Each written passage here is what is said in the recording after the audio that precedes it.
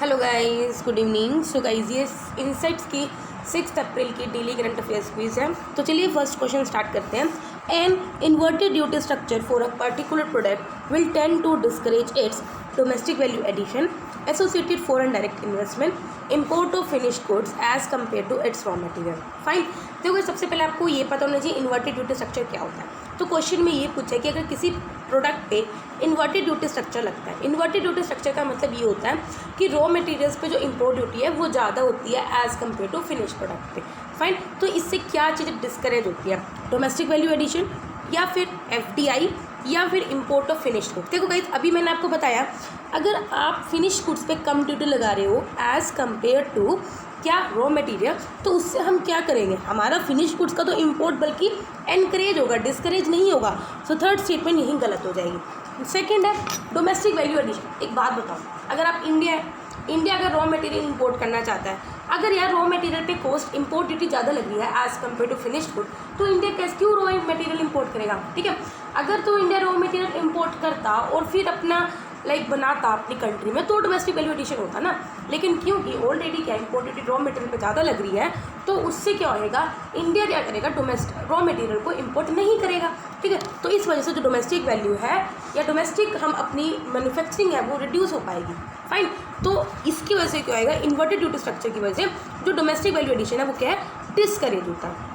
FDI, एक बात बताओ, फॉरेन डायरेक्ट इन्वेस्टमेंट में क्या होता है? मतलब कि कोई फॉरेन के लोग, इंडिविजुअल या कंपनी क्या है, इंडिया में इन्वेस्ट करें। एक बात बताओ, अगर वो इंडिया में इन्वेस्ट करेंगे किसी कंपनी में, तो वो पर्टिकुलर कंपनी भी क्या करेगी, रॉ मटेरियल्स को इंपोर्ट करेगी। अगेन रॉ मटेरियल्स को इंपोर्ट करेगी तो उस पर इंपोर्ट जाता है, तो FDI भी क्या होगा, डिक्रीज होगा। ठीक है, तो डिस्करेज होगा। तो इसमें जो करेक्ट आंसर क्या है, फर्स्ट एंड सेकंड। फाइन।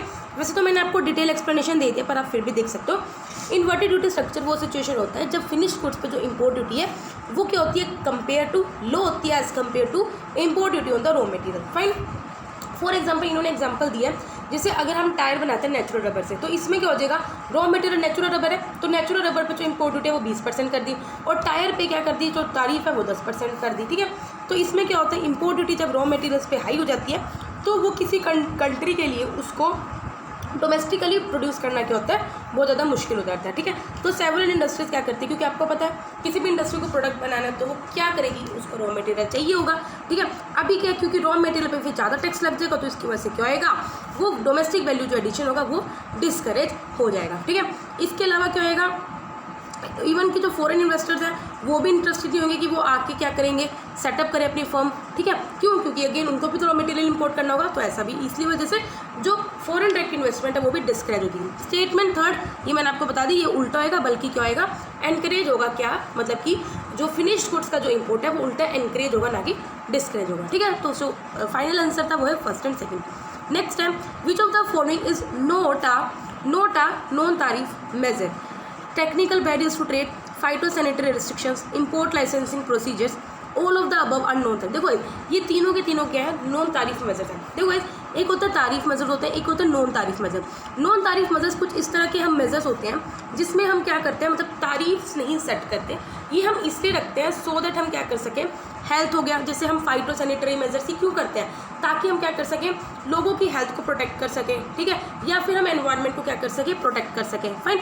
या टेक्निकल बैरियर्स टू ट्रेड क्या होता है, ये हम क्या करते हैं, सो दैट जो ट्रेड है डिफरेंट कंट्रीज में चल रहा है वो स्मूथ चलता रहे। ठीक है, कोई इसमें जो टेक्निकल रेगुलेटरी मेजर्स आ रहे हैं वो हम लेते रहे। ठीक है, तो ये क्या है, सब के सब क्या है, नॉन तारीफ मेजर्स होते हैं। फाइन। तो non tariff measures are defined है policy measures other than ordinary custom tariff that can potentially have an economic effect on international trade in goods, changing quantitative or prices or both. Fine. तो non tariff measures उस तरह के कुछ measures होते हैं जो potentially मतलब कि बहुत अच्छा इफेक्ट पा सकते हैं किस पे, इंटरनेशनल ट्रेड पे, चाहे वो गुड्स में हो, क्वांटिटीज़ जो ट्रेड हो रही है उनकी क्वांटिटीज़ क्या कर सकते हैं, चेंज कर सकते हैं, या प्राइजेस भी। ठीक है, एज अ रिजल्ट जो नॉन तारीफ मेजर्स हैं ये वेरियस पॉलिसीज़ को क्या करते हैं, इन कॉन्ट्रीब्यूट करते हैं। जैसे मैंने आपको बता दिया, जैसे टेक्निकल रेगुलेटरी मेजर्स में क्या है, टेक्निकल बैरियर्स टू ट्रेड। ठीक है, हेल्थ और एनवायरनमेंट प्रोटेक्शन के लिए सैनिटरी एंड फाइटोसैनिटरी मेजर। ठीक है, तो जो इसका करेक्ट आंसर था वो ऑल ऑफ द अबव था।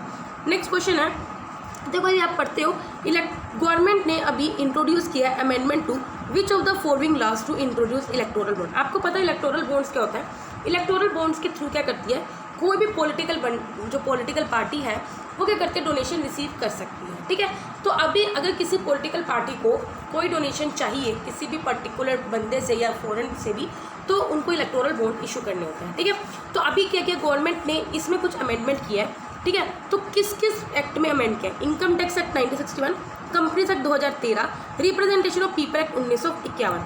तो गाइज मैं आपको बता दूं, ये तीनों के तीनों एक्ट्स में अमेंड किया है। इवन कि हमने ये अभी 8365 जब हमने अभी कवर की है 2021 की, तो हमने पूरा टॉपिक अच्छे से पढ़ा इलेक्टोरल बॉन्ड्स का। ठीक है, तो इसका जो करेक्ट आंसर है वो है all the 3 statement. Fine, next है जो मिनिस्ट्री ऑफ होम अफेयर्स है वो किसी भी इंडिविजुअल को डेजिग्नेट कर सकते हैं terrorist under which of the following provision. देखो आपको पता होगा, हम ये एक्ट्स पढ़ते रहते हैं तो आई होप आपको पता होगा।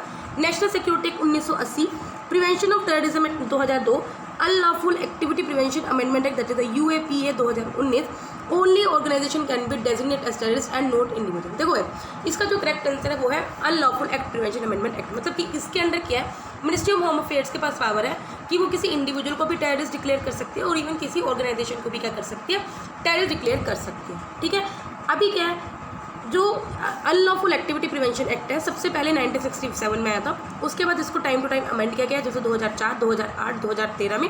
उसके बाद इसको रिसेंटली अमेंड किया 2019 में, जो हम पढ़ते भी रहते हैं। 2019 में जब अमेंड किया था तो मिनिस्ट्री ऑफ होम अफेयर्स को पावर दे दी थी कि वो किसी इंडिविजुअल को भी क्या कर सकती है, एज अ टेररिस्ट क्या कर सकती है, डिक्लेयर कर सकती है। ठीक है, फाइन। नेक्स्ट क्वेश्चन बढ़ते हैं, लास्ट क्वेश्चन। मैंने आपको बताया था हर बार इनका एक क्वेश्चन किसी न किसी सी से रिलेटेड होता है, आइलैंड से रिलेटेड होता है। ठीक है, कौन सी वाटर बॉडी में सबसे पहले सनराइज देखने को मिलेगा? रेड सी, ब्लैक सी, कैस्पियन सी, मेडिटेरियन सी। अब आपको अपना दिमाग लगाना है। अगर आपको वर्ल्ड में पता होगा कि कहाँ किसकी लोकेशन है, तो आपको ये तो पता है कि सन कहाँ पे राइज होता है, ईस्ट में। जो सबसे ईस्ट में होगा तो समझो वहाँ पे सबसे पहले क्या आएगा, सनराइज विटनेस होगा। तो बताओ रेड सी, ब्लैक सी, कैस्पियन सी, मेडिटेरियन सी। इसका जो करेक्ट आंसर आपको दिख ही गया होगा, कैस्पियन सी। अब आप एक बार मैप देख सकते हो तो आप देख सकते हो कि कैस्पियन सी इधर है क्योंकि ये एशिया में पड़ता है।